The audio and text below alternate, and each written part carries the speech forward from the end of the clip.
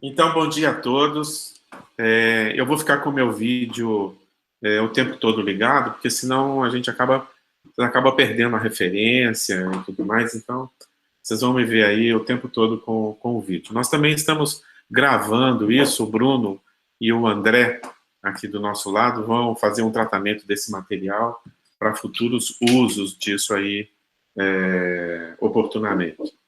Bom, em primeiro lugar, eu gostaria de agradecer a oportunidade, né, de poder compartilhar com vocês esse assunto tão interessante que é inteligência artificial e, principalmente, a programação em lógica.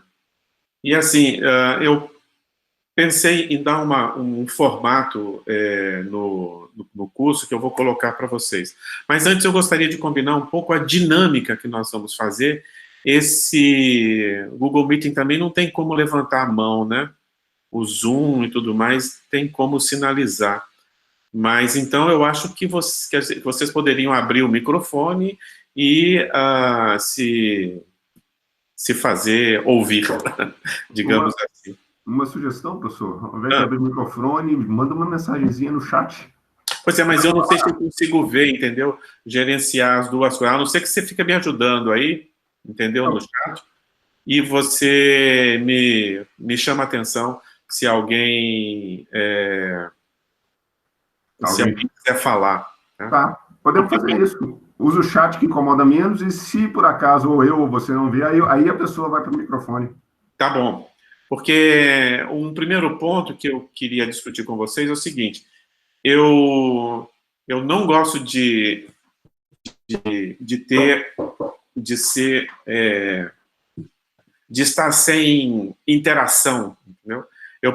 Eu preciso da interação de vocês, eu preciso que vocês coloquem as dúvidas de vocês, porque a partir dessas dúvidas, a partir de perguntas, curiosidades, etc., é que eu vou formatando e vai ficando mais rico, né, o nosso contato. Se vocês me instigam, né, desse ponto de vista, aí a gente vai puxando mais coisas e nós vamos enriquecendo todo. Então, eu peço, assim, encarecidamente que vocês intervenham assim que surgir alguma dúvida, alguma coisa assim, tá bom? Então, o que eu pensei em fazer foi o seguinte, hoje eu queria dividir em duas partes, né?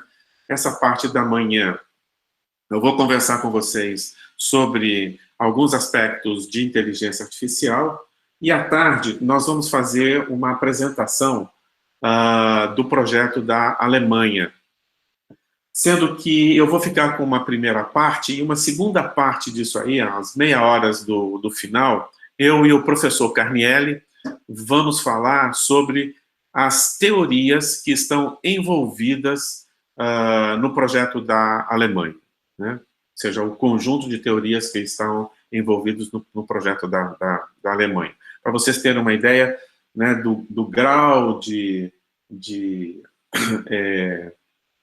fundamentos, né, a quantidade de fundamentos, o que está por trás, por que a gente chegou nisso, enfim, mostrar um pouco os porquês, porque eu acho que aí a gente vai atingir bem os objetivos, que é vocês se localizarem dentro do projeto e entender em que ambiente nós estamos navegando, ok?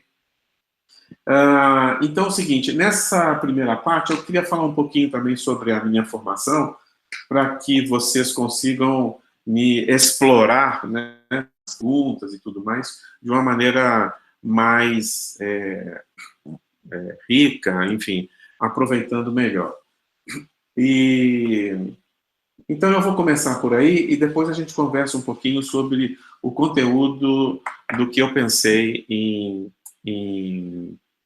conversar com vocês, tá bom? Bem, minha formação, eu sou formado em filosofia, né? Minha graduação é em filosofia. É, dentro da filosofia, eu me especializei numa coisa que é conhecida como epistemologia e lógica formal.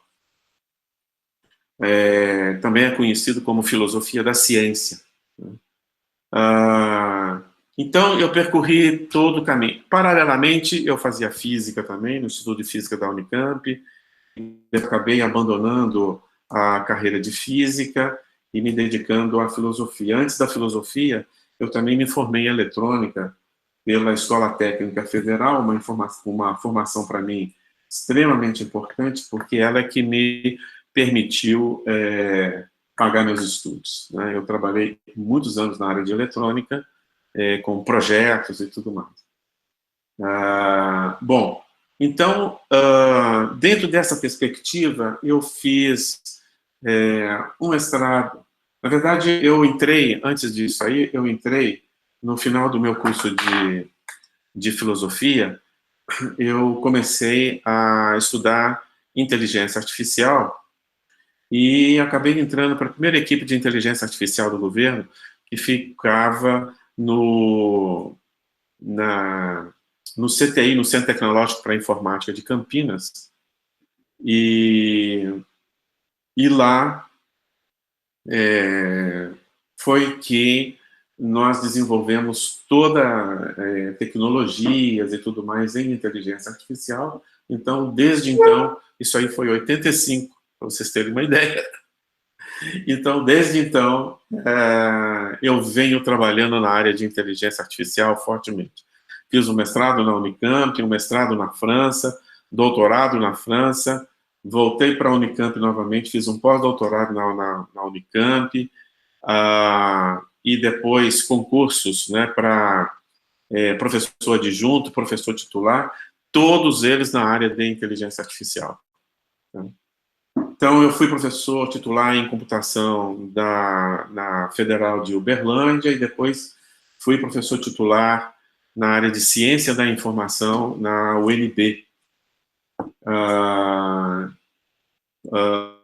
Então, dentro da área, digamos assim, de computação, né, e informação, a gente tem aí uma vivência bastante grande. Me aposentei dessa história toda, né, e encontrei eles, fazendo parte do time da Elis, como vocês.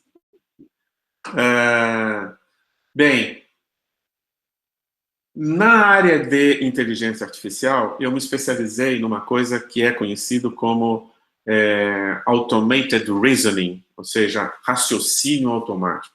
Essa área de raciocínio automático é a área que a gente gosta de falar que ela é a barra pesada da inteligência artificial, porque por trás disso aí estão os fundamentos matemáticos e lógica matemática. Por isso, a nossa pegada é tão forte nessa área, né, de raciocínio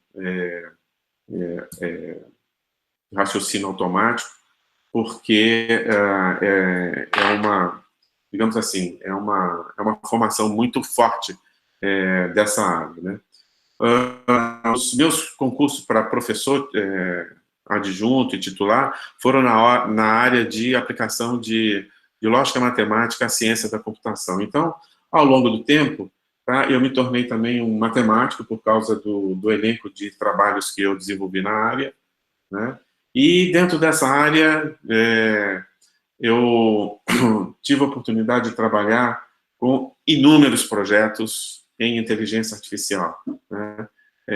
No Centro Tecnológico para a Informática, onde eu comecei, né, eu trabalhava com a indústria, então a gente tem muita experiência na área da indústria. Eu trabalhava no Instituto de Automação Industrial, portanto, a parte de automação industrial é uma parte também que a gente conhece com uma certa vivência da área.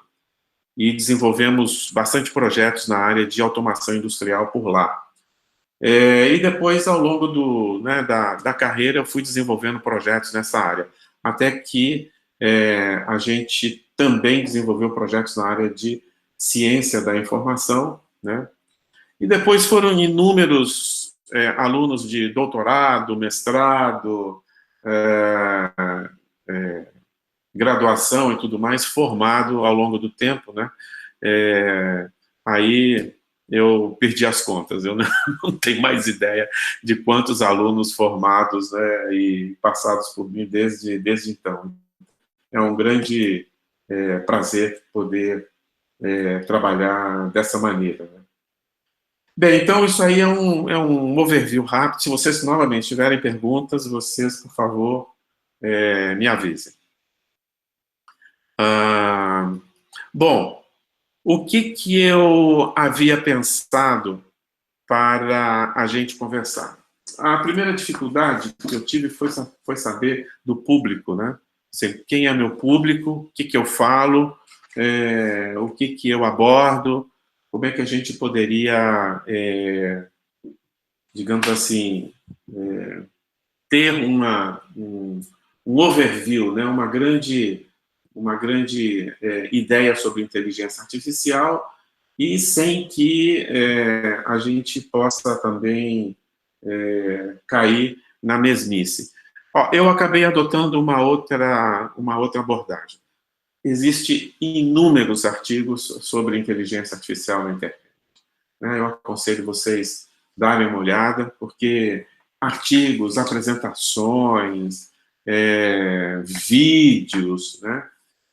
Principalmente depois que a inteligência artificial assume um papel mais protagonista, digamos assim, né, nos últimos anos. Então, assim, proliferou realmente o número de artigos e publicações a respeito. Então, eu acho que eu gostaria de ter uma outra conversa com vocês, uma conversa de raciocinar um pouco mais, né? De a gente colocar algumas coisas no lugar, ao invés de explorar uma literatura, e eu dizer a mesma coisa que já estão nos livros. Eu queria fazer um raciocínio que eu não estou vendo nos livros, né? E a partir daí a gente conversaria um pouco sobre a tentativa de buscar uma resposta para a pergunta: o que é inteligência artificial? Ok? Então, em função disso, eu acho que, pelo menos sob o meu ponto de vista, ficaria mais interessante, ficaria um pouco mais atraente, né, sobre essa introdução que nós poderíamos fazer. Novamente, eu preciso ouvir vocês, hein? Então não me deixe falando sozinho, por favor. Bom, por onde a gente começa? Eu gostaria que a gente começasse a fazer uma reflexão sobre o que é, o que é computação, o que é ciência da computação, o que quer dizer isso, por que o computador e qual é o potencial disso aí, porque a gente entendendo isso, nós vamos entender os limites, né, e as características de uma coisa que também é conhecida como inteligência de máquina, né? Como a gente está falando de máquina, nós temos que então entender o que é essa máquina, né? Que características ela possui, ok? Eu gostaria também de solicitar a vocês que usem o browser de vocês aí e comecem a pesquisar, né, à medida que eu vou falando, colocando termos e tudo mais, temas, assuntos, palavras-chave e tudo mais, que vocês fossem pesquisando em paralelo no browser de vocês, tá? E, de repente, vocês lendo alguma coisa pode também ajudar a gerar dúvidas, questões, etc., para a nossa conversa, tá? Eu gostaria muito que vocês me ajudassem a digamos assim, a elaborar melhor esse início e o curso todo, entendeu? Eu gosto muito de usar a internet, como, né, a web, como ferramenta, no sentido de a gente tentar entender o conteúdo que vocês estão lendo, classificar esse conteúdo, orientar do ponto de vista da sua qualidade, das suas características e fazer com que isso aí possa nos alimentar nas nossas discussões, ok? Bom, então, um primeiro ponto que eu gostaria de colocar para vocês é o seguinte, né? o que é o computador, né? Esse seria um momento de ouvir um pouco vocês, entendeu? O que vocês acham que seria essa máquina? Qual é o conceito de computador que vocês têm? Será que alguém se disporia a falar um pouco sobre isso?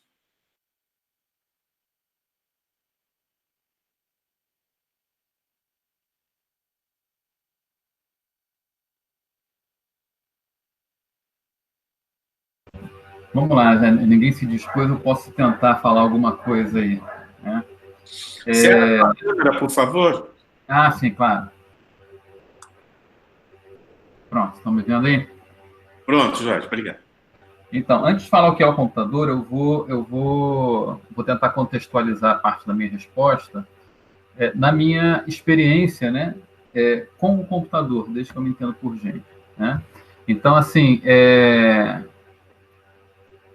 eu tive o meu primeiro computador muito tarde em relação às demais pessoas que eu conhecia, né? A gente não tinha condição de ter, e depois de um certo esforço dos meus pais, eles compraram o computador. Então, eu já tinha aí, vamos dizer, meus 16, perto de 17 anos, e o computador, para mim, nessa época, era um fabuloso videogame, né?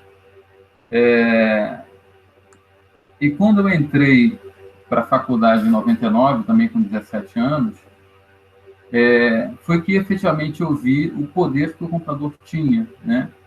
Porque se eu fui do meu círculo de amizade, um dos últimos a ter computador, na faculdade quase ninguém tinha.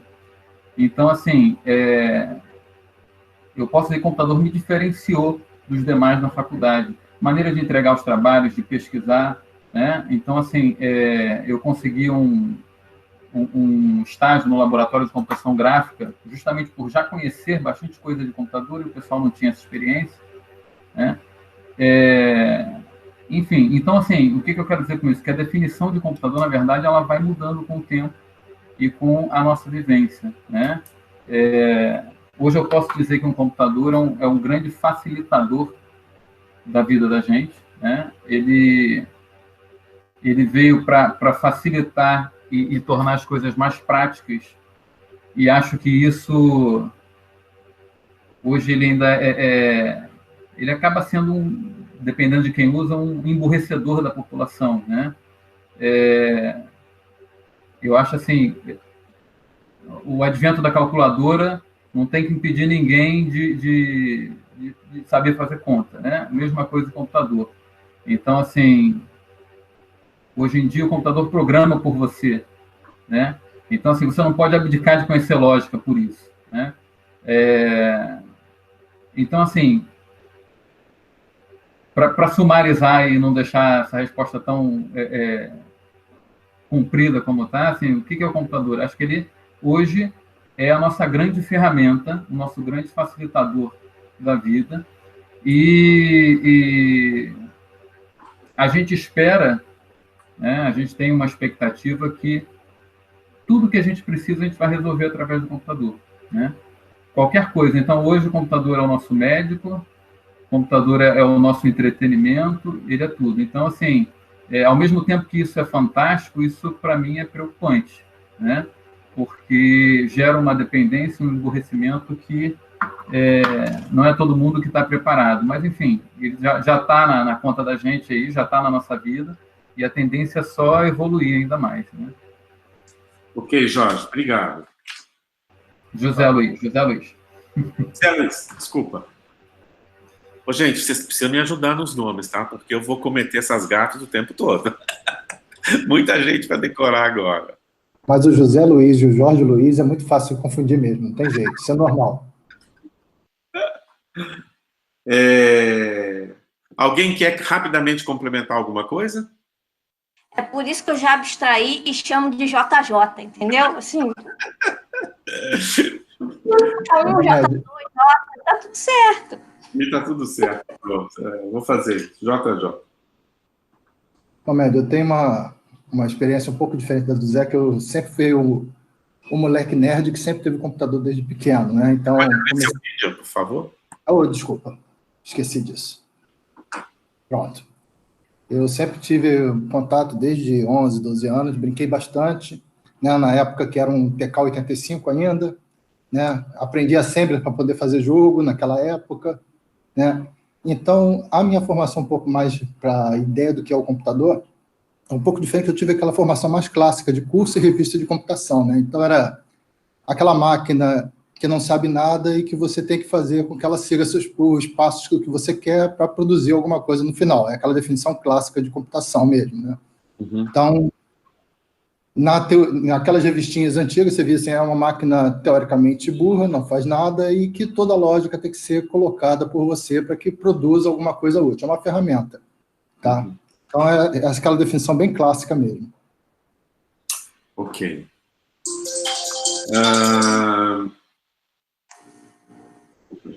Bom, vamos avançar então. Se a gente puder pensar computador na sua maneira mais fundamental, nós vamos ver que computador é uma calculadora, né?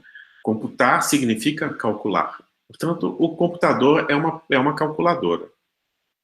As características dessa calculadora é que ela segue um script, que ela segue uma sequência, né, um conjunto, vamos colocar assim, não vamos chamar de sequência, mas um conjunto de instruções para executar o seu cálculo.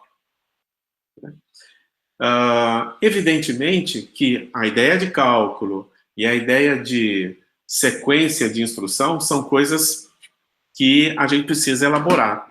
E é isso que eu gostaria de começar a elaborar com vocês, entendeu? Enquanto eu estou falando, procurem aí, por favor, veja se vocês encontram uma coisa chamada de máquina de Turing. Daqui a pouco nós vamos falar sobre ela. Enquanto eu estiver falando, procurem máquina de Turing. E se vocês conseguirem ainda achar uma simulação de máquina de Turing, vai ser mais interessante ainda, que nós podemos compartilhar aqui com todo mundo. De qualquer maneira, nós precisamos entender, então, o que é essa máquina, não é? O que é a ideia de calcular, né? E o que está por trás dessa ideia de calcular? Bom, quem está, digamos assim, a teoria que fundamenta tudo isso, ela tem um conjunto de características extremamente interessantes, nunca antes visto na história desse planeta, né, para não falar desse país, que é a criação de uma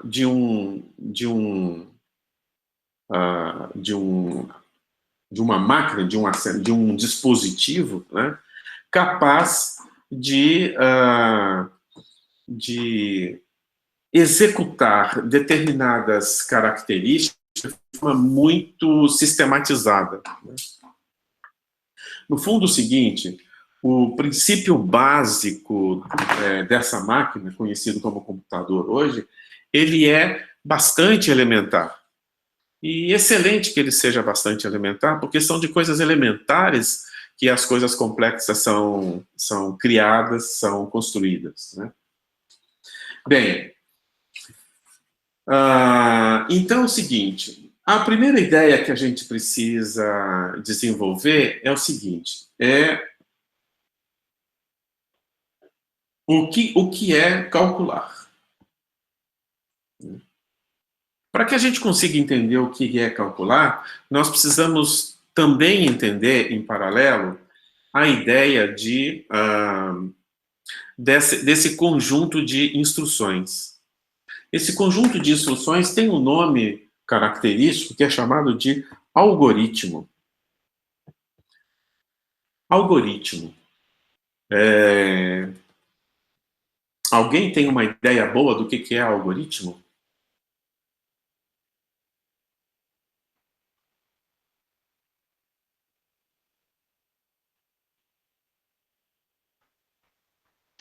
O algoritmo, tive aula na faculdade que você escrevia de uma forma mais legível, que não era uma linguagem com expressão de programação. Você dizia o seguinte: faça enquanto, se acontecer isso, faça isso. No algoritmo que eu aprendi, eu fazia isso. A gente escrevia de uma forma que o computador fosse, que a gente entendesse mais fácil. Depois a gente partiu para a programação em si. Aí a gente aprendeu a linguagem em si, né?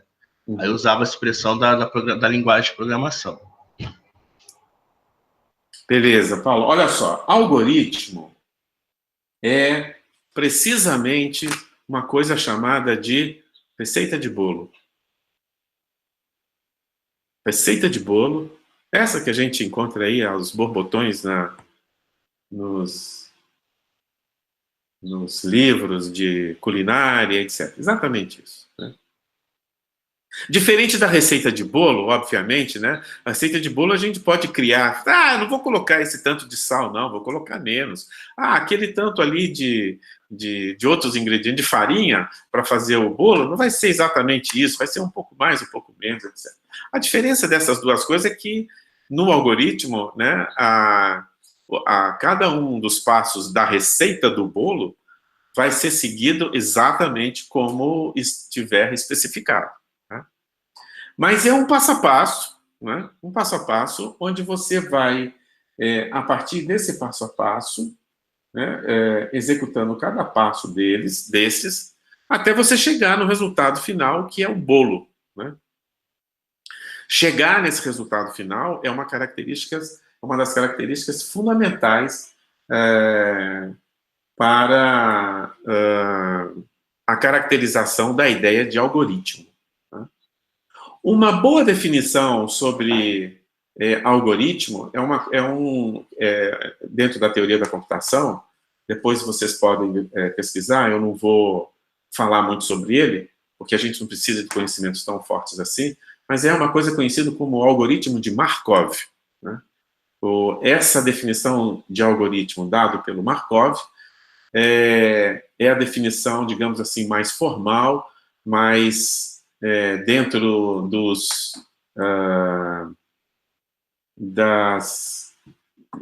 dos conceitos necessários para que a gente consiga entender o que significa calcular.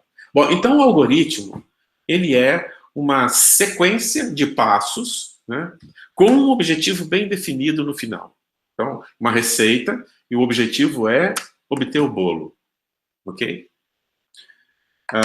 Portanto, uma dessas características é a seguinte: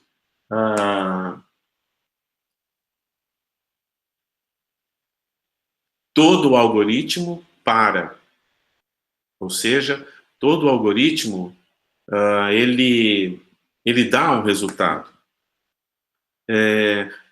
Existe algoritmo que não para? Sim, claro que existe algoritmo que não para. Vocês estão cansados de saber disso, que são algoritmos que ou entram em loop, ou de alguma maneira você perde o controle dele e você não sabe se ele vai parar, tá? Então, mas o objetivo final do algoritmo é exatamente esse, né? Do objetivo da parada, né? Ou seja, ele precisa parar e dar uma saída. Então, como é que funciona? Dado algumas entradas, ele vai executar um conjunto de instruções até obter uma saída. Basicamente, essa é a ideia de um algoritmo. Bom, essa ideia de algoritmo está por trás da ideia de cálculo. Ou seja, o que significa calcular numa máquina, num computador, significa uma máquina capaz de executar algoritmos sob determinadas condições, né? Que condições são essas? Quais são essas características que possibilitam a caracterização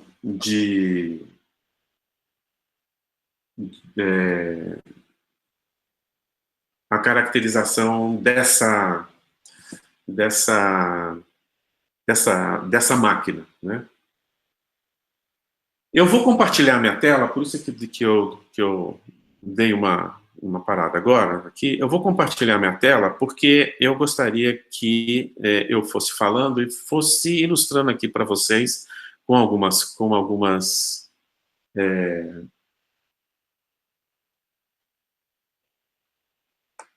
algumas ideias que a gente encontra na pesquisa aqui da internet.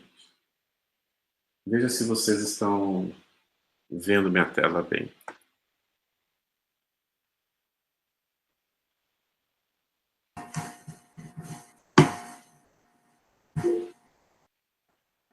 Sim, estamos vendo. Estão vendo? Ok. Bom, a ideia, então, é o seguinte. Máquina de Turing, eu já coloquei aqui. Se vocês encontrarem uma simulação aí, vamos preparando para a gente passar aí quando for possível. Tá? Mas a ideia, então, de um algoritmo é uma ideia bastante simples. Isso aí, dado uma entrada, um conjunto de instruções, essas instruções aí, com essa entrada, vai produzir uma saída. Ok. Disse também que ela está por trás da ideia de cálculo, né? E o que é essa ideia de cálculo? A ideia de cálculo está muito ligada à ideia do cálculo que foi, digamos assim, definida por Turing, né? E o Turing é o que dá os fundamentos, basicamente, dessa ideia de cálculo. E aí eu gostaria de explorar um pouco isso aí, porque eu vou só procurar aqui uma caracterização melhor, porque isso aí vai dar uma ideia mais precisa sobre o que eu quero mostrar para vocês. A máquina de Turing, então, ela tem aí uma característica importante, que ela é uma máquina que é também conhecida como máquina universal. Né? Por máquina universal, se quer dizer que ela consegue executar instruções. Como é que ela faz isso? Na verdade, ela faz isso a partir de uma característica muito interessante, que é o seguinte: ela possui, essa máquina de Turing, primeiro, tá? Ela não é uma máquina do ponto de vista físico, tá? Às vezes a gente fala assim, mas cadê a máquina de Turing? Né? Não vão encontrar isso. Ela não é uma máquina física.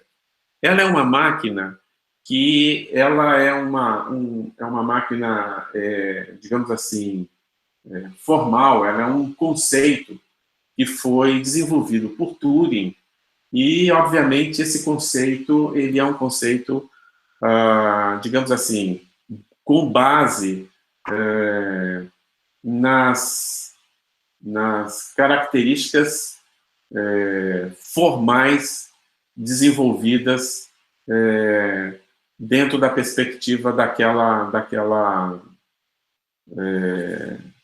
dentro da perspectiva de máquina, tá? Aqui tem um desenhozinho sobre o que eu quero mencionar para vocês, mas basicamente é o seguinte: a máquina de Turing é uma fita, a ideia dela é uma fita, e essa fita possui casas, né? Essa aqui é uma casa, a casa 0, a outra casa é a 0, a 1, a 1, a 1, e assim sucessivamente, tá? Então, essa fita, ela é uma fita abstrata por uma simples razão.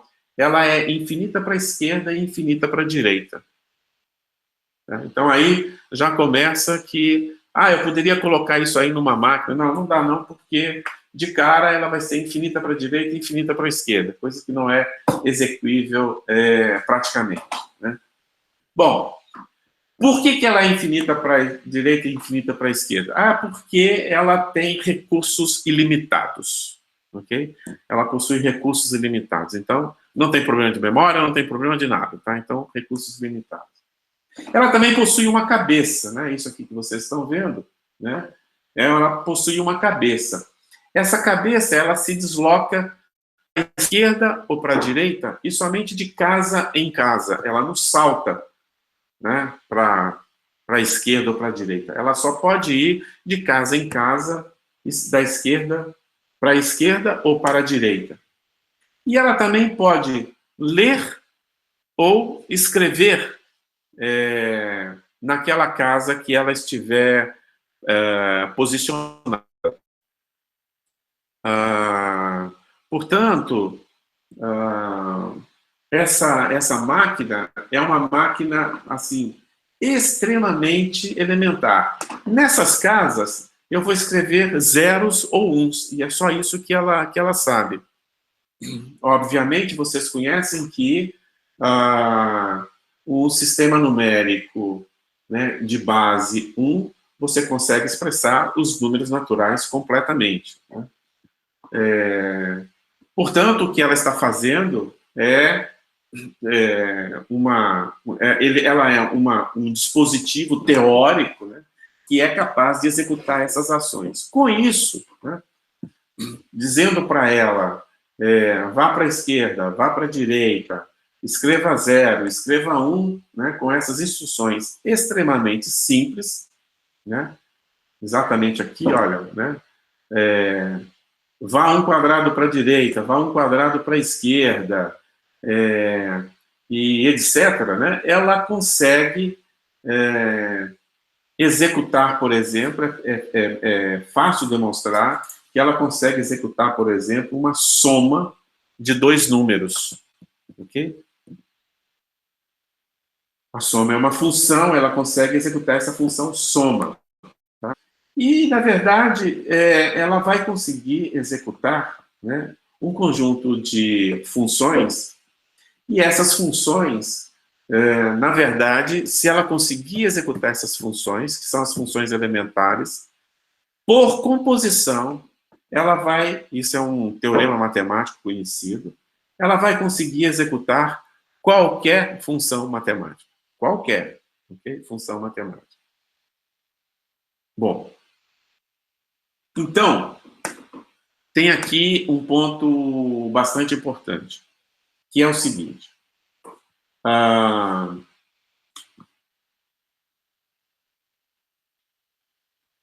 Existe um conjunto de funções que são calculadas a partir da máquina de Turing. Ou seja, essas funções são funções que, na verdade, elas foram executadas a partir de um conjunto de instruções. É esse, vai para trás, vai para frente, etc. Portanto, elas foram executadas na perspectiva de um algoritmo. Ou seja, passamos para essa máquina um conjunto de instruções e ela conseguiu executar com esse conjunto de instruções uma função elementar, uma segunda função elementar, uma terceira função elementar. A partir daí, esse conjunto elementar de funções conseguiu gerar novas funções. Até que essas novas funções, por composição, conseguem gerar, executar qualquer função matemática. Na verdade, não é bem assim. Não é qualquer função matemática. E aí agora entra uma outra figura importante, que é chamado do Church, Alan Church, Alonzo Church, que tem uma contribuição importantíssima. O Church, vocês devem ter ouvido falar, ele é um matemático lógico muito importante aí na história, né? Ele que criou um conceito que é muito utilizado hoje em uma família de linguagem de programação, que é conhecido como lambda cálculo, né? A linguagem Lisp e todas as derivadas da linguagem Lisp nasceram desse princípio, que é o princípio do lambda cálculo, né? Então, o lambda cálculo foi criado pelo Church. E o Church diz o seguinte, Turing propõe o seguinte, que propõe essa história do algoritmo, né? E o Church, propõe essa história do algoritmo, não, mostra que a máquina de Turing consegue executar algoritmos, etc. E o Church, de uma maneira muito audaciosa, propôs alguma coisa que é conhecida hoje como tese de Church. Né? O que é a tese de Church? A tese de Church é exatamente a generalização da proposta do Turing. A tese de Church, então, diz o seguinte, que um computador, né, ou seja, a máquina de Turing, na verdade, assim, a máquina de Turing, ela consegue executar qualquer algoritmo. A ideia é o seguinte,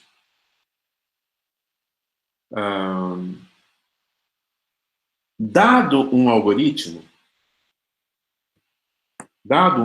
qualquer, quando eu falo de tese, vocês entendem essa palavra, tese? Alguém consegue me responder? Quando eu falo tese,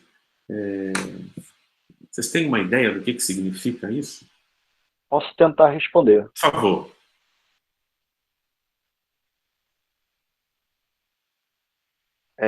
Vamos lá. Eu tenho uma proposta, né, que eu imaginei que fosse possível e eu coloco ela para teste, num teste científico, propondo fazendo com que aquela proposta seja validada e se torne para frente aí até chegar a uma teoria, né, parte da teoria científica. Bem resumidamente, eu acho que é algo do tipo. Uhum.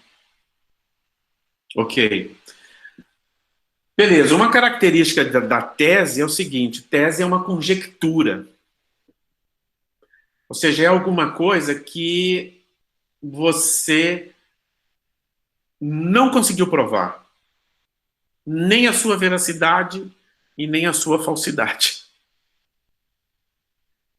Ela é uma conjectura, significa o seguinte, olha, isso aqui explica o que nós estamos querendo que explique, o que nós estamos propondo que ela explica. Entretanto, a gente não tem como comprovar isso.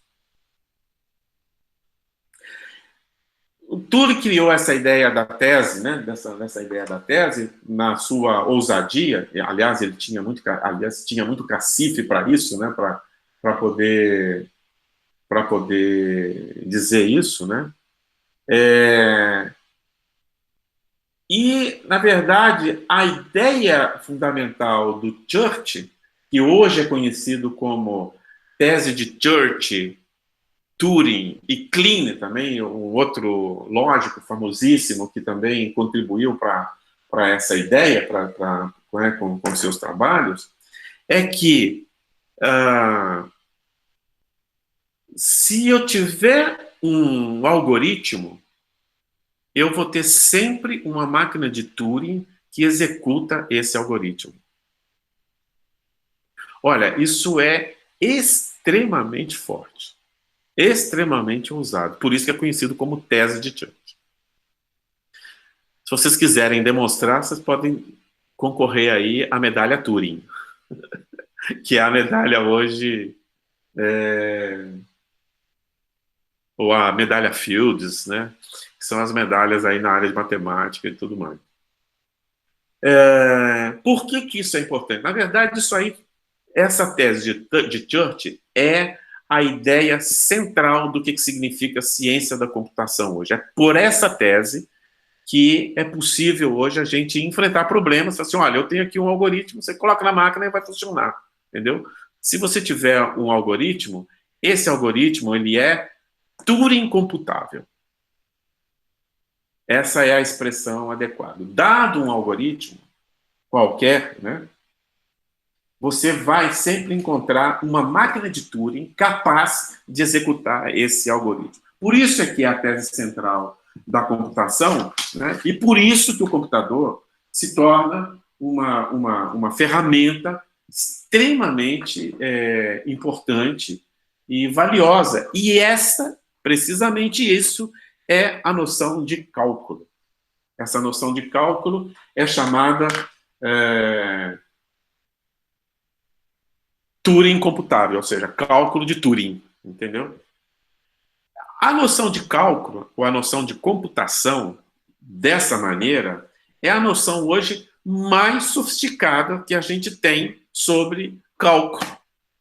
Cálculo, no sentido profundo da palavra, filosófico, inclusive, é exatamente essa possibilidade de você criar execuções, fazer execuções, né, de conjunto de instruções, de tal maneira que esse conjunto de instruções seja capaz de executar funções, ok? Bom, então, vamos começar agora a fazer um raciocínio, construir aqui um raciocínio com vocês, paulatinamente, nessa nossa digressão, né, do porquê que eu estou falando isso e o porquê que isso é importante, o que isso tem a ver com inteligência artificial. Na verdade, isso tem absolutamente tudo a ver com inteligência artificial. Inteligência artificial, vocês vão perceber, né, nas pesquisas que vocês fizerem, que nasceu em 1957, lá com um encontro, com um seminário criado no colégio em Dartmouth, né, onde tinha lá grandes nomes que acabaram sendo pais dessa ideia. Foi criado lá também a ideia, né, a terminologia inteligência artificial em 1957. Mas beleza. Tem tudo a ver com isso, porque a primeira ideia sobre inteligência artificial foi que uma máquina deveria ser capaz, para ser uma máquina conhecida como inteligente, deveria ser capaz de, eu vou botar entre aspas, tá, simular a inteligência humana. Depois a gente vai melhorando isso aí. Simular a inteligência humana, ou seja, desenvolver tarefas, desenvolver raciocínio, percepção, tudo que um ser humano desenvolve e é considerado como inteligente. Você vê que a ideia de inteligência ela é bastante difusa, né, porque ela não tem exatamente uma perspectiva precisa, né, e esta falta de precisão é, inclusive, uma característica que a gente encontra hoje, tá? Ainda, né? E ela não é de todo ruim, ela não é de toda ruim, essa imprecisão. Mas então, vamos lá. Vamos supor o seguinte. Vamos supor que a gente consiga colocar numa... Vamos criar uma... Vocês estão vendo minha tela? Eu mudei de tela. Queria ver se vocês estão vendo minha tela. Sim, estamos vendo sim, Mamed. Tá bom. Eu sou ótimo em desenho, tá? Vocês estão vendo aqui. Tá? Eu vou colocar... Isso aqui é uma sacola. Tá? Uma sacola que ela é bastante característica. Nós vamos colocar dentro dessa sacola aqui uma coisa interessante, né? Que é o seguinte. Vamos supor que a gente consiga reunir aqui dentro dessa sacola todas as funções que uma máquina consegue executar. A primeira coisa é o seguinte, o que significa executar? Ou seja, vamos colocar dentro dessa máquina exatamente Ô Bruno, esse negócio aqui, eu não sei se eu vou conseguir, mas vou tentar fazer uma seta. Aqui era uma seta, tá? Pronto. O Bruno falou que eu precisava acostumar com isso aqui, que dava certo. Eu não sei se vai dar certo, não. O que a gente vai colocar aqui, olha, são as funções que nós vamos chamar de funções Turing computáveis, né? Então, também é conhecido como funções computáveis, né? Significa o seguinte: se eu tiver aqui uma função, e aqui eu tenho uma máquina de Turing, entendeu? Deixa eu ver se eu consigo fazer um quadrado. Ixi, consigo não, Bruno. Esse negócio aqui não me obedece. Bom, vamos colocar dentro desse caldeirão aí, dentro dessa bacia, dentro dessa sacola, né, todas as funções calculáveis.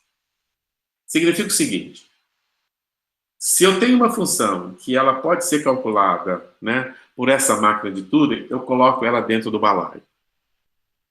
Tá bom? Quantas funções eu teria dentro do balaio?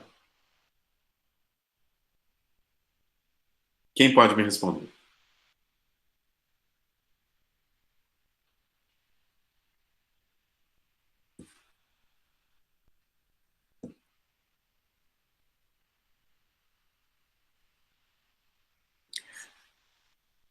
Alguém pode me responder?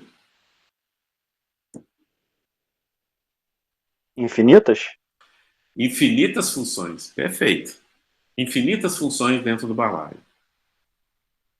Beleza. Existem funções fora do balaio? Ou ainda, deixa eu melhorar a pergunta. Existem funções matemáticas e que não podem ser calculadas por máquina de Turing?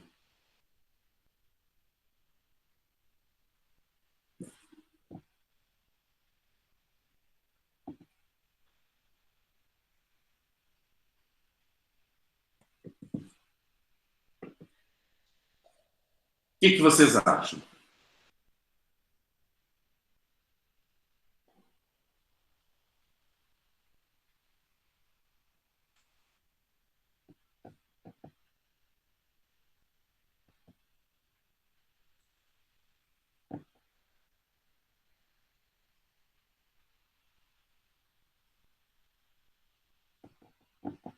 Todo mundo calado? Nada?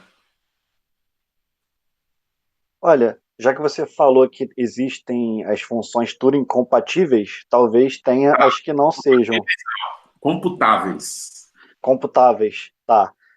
Tem as que talvez não sejam. É uma suposição dentro do que foi falado só. Portanto, você acha que existem funções, mas que elas não podem ser calculadas pela máquina? Então, conforme falei, é só achismo mesmo, de acordo com o que você falou das Turing computáveis, tá? Mas não tenho certeza. Beleza. Alguém tem mais algum argumento?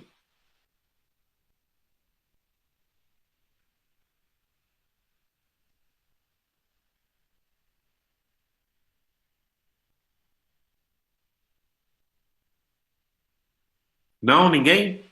Vamos, gente. Me ajudem aí.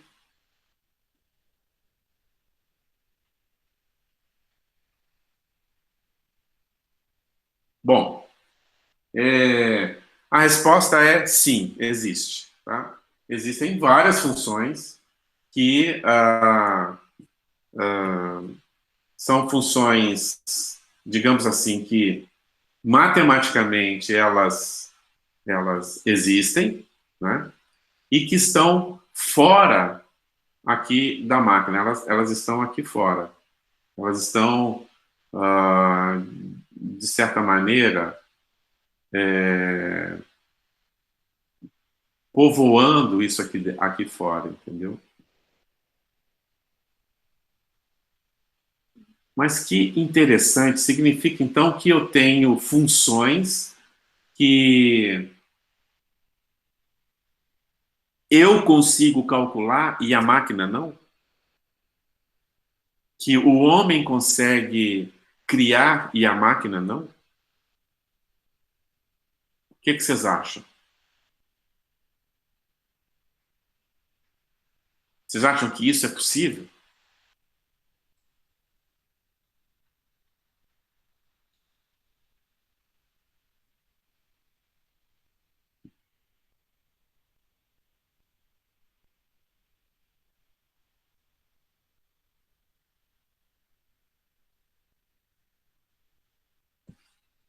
Ninguém? Ninguém para responder?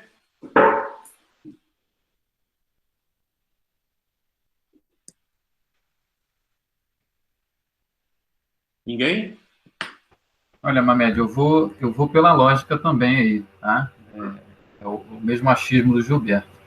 Se existem funções computáveis e funções que não são computáveis, e você define essa função não computável como uma função, provavelmente existe alguma maneira de resolvê-las que não seja pela máquina, né? Não pela máquina de Turing.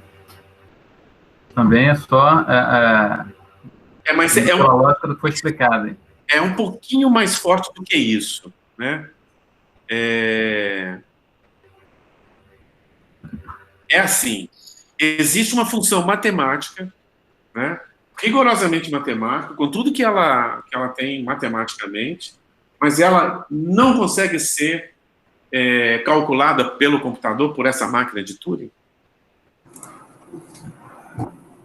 Esse aqui é um ponto, um dos mais fundamentais do que eu quero dizer para vocês hoje. A resposta é sim, existem várias, né? Função de Ackermann, função de Djegorski, a hierarquia de Djegorski e tantas outras. Então, existem funções que são funções matemáticas, mas não são funções Turing computáveis. E nunca serão. Porque o modelo de cálculo não funciona para essas funções. Surpreendentemente. Entendeu? Não funciona para essas funções. Onde é que vocês vão encontrar isso? Mais literatura sobre isso? Nesse livro aqui, olha, Computability, Comparable Functions, Logic and Foundation of Mathematics with Computability. Esse é um trabalho do Epstein e do Carnielli. O Carnielli vai estar conosco hoje à tarde, tá? Esse cara aqui, o autor desse livro. E aqui ele mostra exatamente quais são funções não computáveis. Não vou entrar em detalhe, porque a gente não tem nem tempo de estar falando, nós temos pouquíssimos minutos para eu concluir e dizer o que eu quero dizer, o que eu quero chegar com isso, entendeu? Olha só, dentro dessa cesta, então, nós podemos colocar uma categoria de um conjunto de funções, não é? Mas não são todas as funções existentes. São somente aquelas funções que o computador consegue fazer. E ele, por incrível que pareça, ele tem limitações. Essas limitações são limitações impostas pela ideia de cálculo, pela estrutura que nós chamamos de cálculo. E o que é cálculo? Cálculo é ele poder executar esse tal algoritmo. Ok? Church diz o seguinte, olha, se você tem um algoritmo qualquer, você vai sempre encontrar uma máquina de Turing para executar esse algoritmo. Essa é a tese de Church, essa é a tese central da computação. Muito bem. A grande questão que fica, né, que a gente vai estar ligando agora com a inteligência artificial, é o seguinte. Dentro desse balaio é exatamente o arsenal que a gente tem para simular a inteligência humana. Concordam com isso? Esse é o arsenal que a gente tem para simular a inteligência humana. Veja que esse arsenal, ele é infinito. O número de funções aqui dentro é infinito. Só que tem funções do lado de fora, que esse arsenal nunca vai executar. Não adianta ele vai aproximar. Não existe possibilidade de ele executar essas funções fora. Isso eu estou falando resultados matemáticos para isso. Primeira conclusão. A máquina nunca vai simular a inteligência humana tal qual. Jamais. Exatamente por causa dessa impossibilidade aqui. Entendeu? Ele vai simular coisas que você pode simular com esse conjunto de funções que estão dentro desse balaio. Até aí, vocês entenderam? Me dê uma sinalização rápida. Sim, tudo certo.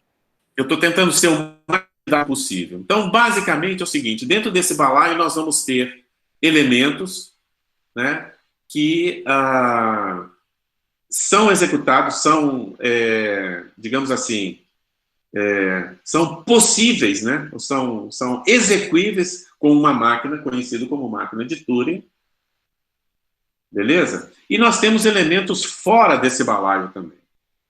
Portanto, o seguinte, a inteligência artificial, como ela foi concebida, é possível? A resposta é não, não é possível. Mas então, se ela não é possível, professor, por que esse pânico que está ocorrendo hoje com relação à inteligência artificial e a inteligência artificial tomando conta de tudo? Quem consegue, a partir do raciocínio que nós fizemos até agora, aproximar de uma resposta? A gente tem muito pouco tempo para terminar e eu não quero me atrasar. Quem se arriscaria a dar uma resposta para essa pergunta? Por que, então, de todo esse pânico com a inteligência artificial?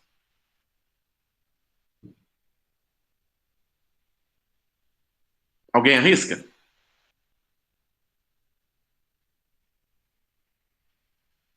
Não, ninguém? Um candidato ou candidata? Olha só, eu vou ser porta-voz da Elis, porque ela disse que não está conseguindo abrir o áudio. Ela colocou aqui no chat como desconhecimento. Desconhecimento? Beleza, quem coloca mais no chat? Vamos usar o chat aí para a gente ver se a gente coloca isso mais dinâmico, porque eu vou olhar o chat aqui também. Quem mais? Coloca aí no chat o que vocês acham. Dá uma opinião de vocês. Pode aí todo mundo dar uma opinião.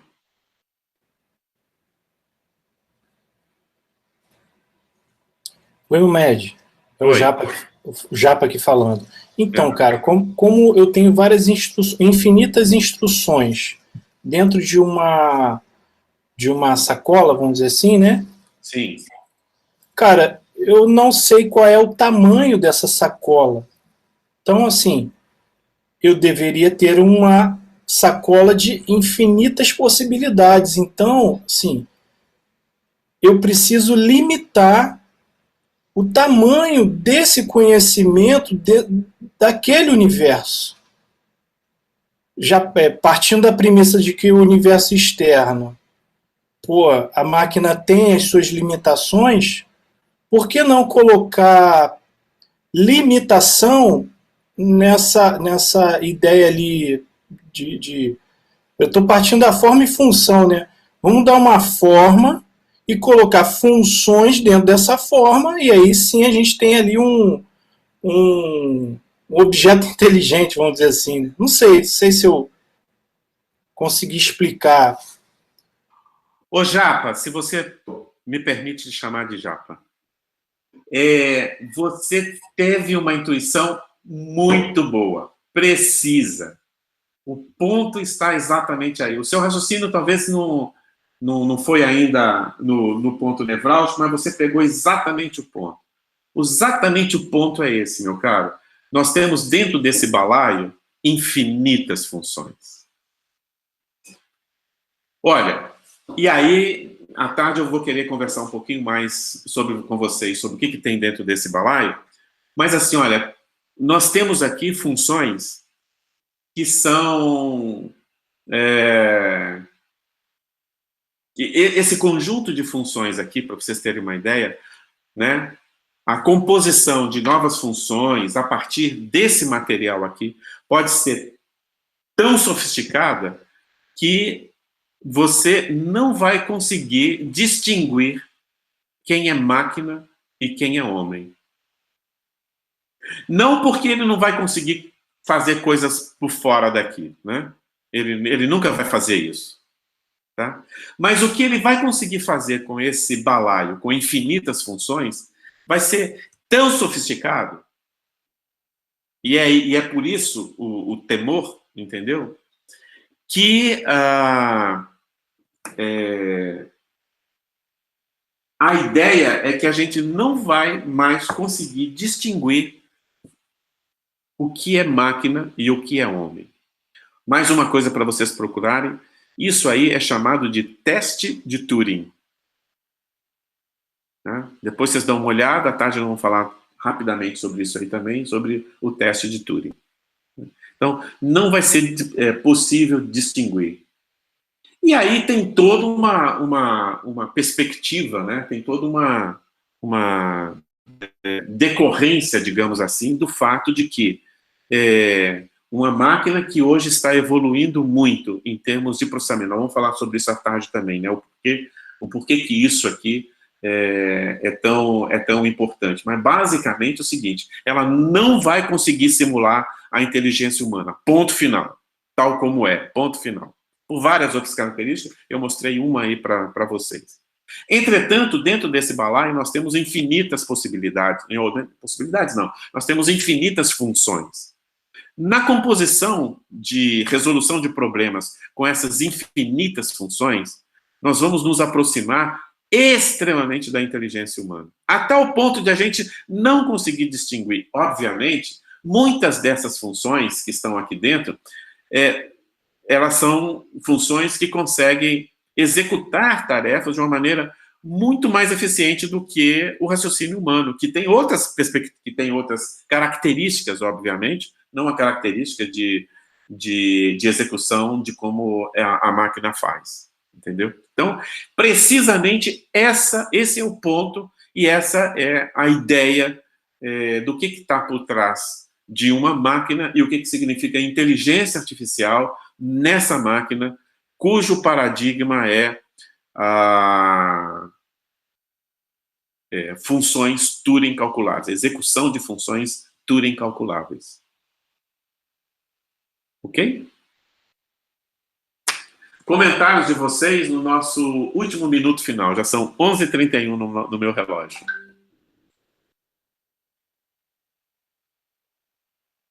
Podem fazer aí no chat, tá? Nós estamos encerrando, por favor. Quem quiser falar, pode falar. Está aberto aqui para vocês, mas pode também se manifestar no chat.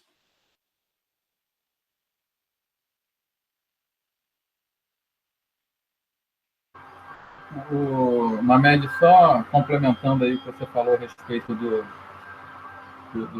do medo que se gera em relação à inteligência artificial, né?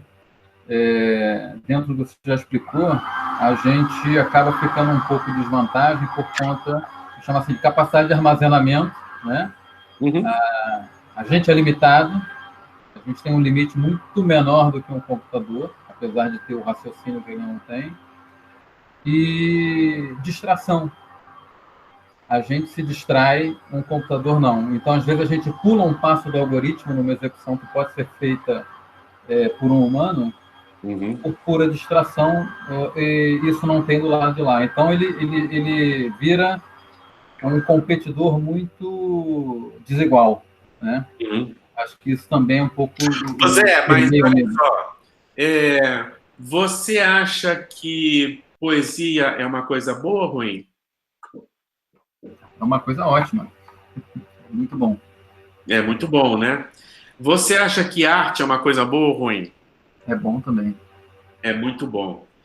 E essas coisas que distraem, que são ambíguas, que fogem à perspectiva, fez com que a gente criasse, fez com que surgisse na natureza um modelo que é chamado homem, né, o modelo humano, homem e mulher também, né? Homem no sentido, porque senão as meninas vão me cortar o pescoço aí.